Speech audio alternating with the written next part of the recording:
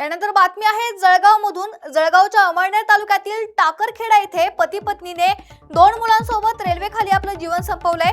पत्नीचा एका व्यक्तीसोबत प्रेमसंबंध असल्याने पतीसोबत नेहमी वाद होत होता। याच वादातून ही घटना घडल्याची प्राथमिक माहिती समोर आली आहे। घटनेपूर्वी दाम्पत्य 2 मुलांना सोबत घेऊन रात्री रेल्वे ट्रॅक जवळ अंथरूण घेऊन झोपलं। पहाटे 4 वाजता गाडी आल्यानंतर दाम्पत्याने आपल्या दोन्ही मुलांना सोबत घेत रेल्वे एक्सप्रेस समोर झोपून देत जीवन संपवलंय। घटनेप्रकरणी अमळनेर पोलीस ठाण्यात नोंद करण्यात आली असून एका जणाला पोलिसांनी चौकशीसाठी ताब्यात घेतल्याची माहिती मिळाली आहे। याचा आढावा घेतलाय आमचे प्रतिनिधी जितेंद्र कोतवाल यांनी।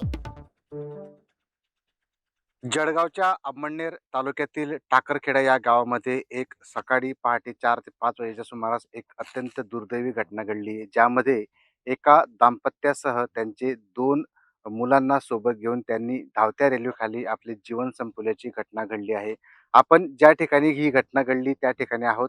ज्या ठिकाणी हे रेल्वे ट्रॅक आहे त्या रेल्वे ट्रॅकवरतीच त्यांनी या दाम्पत्याने सकाळी 4 ते 4:30 वाजेच्या सुमारास या ठिकाणी धरणगावकडून अंमळनेरकडे जाणाऱ्या या ट्रॅकवर नवजीवन सुपरफास्ट एक्सप्रेसच्या धावत्या रेल्वेखाली त्यांनी आत्महत्या केल्याचे समोर आलेले आहे। दरम्यान हे दाम्पत्य पहाटे 3 वाजेपासून घरातून निघून गेले होते आणि त्या ठिकाणी घरून येताना त्यांनी अंथरूण देखील या ठिकाणी आलेले आहे। आपण दृश्यामध्ये पाहू शकतो की या ठिकाणी त्यांनी त्यांचे जे आणलेले अंथरुणे गोंधळे हे अंथरुणे या ठिकाणी बहुतेक ते रात्री सकाळी या ठिकाणी झोपले असावे किंवा काहीतरी त्यांनी या ठिकाणी थोडासा आराम केला असावा।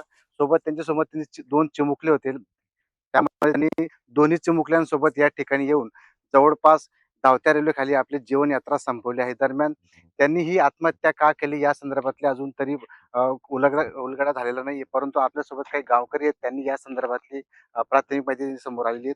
दादा, काय सांगाल, तुम्हाला सर्वात अगोदर ही माहिती कशी मिळाली, का तुम्हाला कशी माहिती सांगितली या संदर्भात?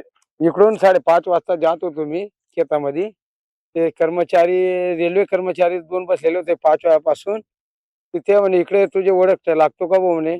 मी पाहिलं, ती बाई ओळखली लागली, आमच्या गावची भिलीन समाजची बाई आहे म्हणतं, असं सांगितलं। ते 6 वाजेपर्यंत ते आरपीएफ वाले आले। त्यानंतर गावामधले पोलीस पाटील व माजी सरपंच यांच्या फोन केला, त्या परत चर्चा झाली। काय तुम्हाला काय वाटतंय यांचं आत्महत्या करण्यामागनं किंवा जीवन संपवण्याच्या मागचं कारण काय असू शकतं या संदर्भात? ते मला काय सांगता येत नाही त्यांनी काय केलं ते, पण तसं आपल्यासोबत हे गावाचे ग्रामपंचायत सदस्य किंवा गावकरी आहेत, आपण त्यांची संवाद साधणार आहोत। दादा, काय सांगाल, नेमकी घटना कशा प्रकारे तुम्हाला कसं समजल्या या संदर्भात घटना? सकाळी तिथं कोणीतरी सांगितलं की एक पावऱ्या समाजाचं दाम्पत्य यांनी आत्महत्या केली। सकाळी अगोदर अशी घटना समोर आली। जितेंद्र कोतवाल, LS मराठी, जळगाव।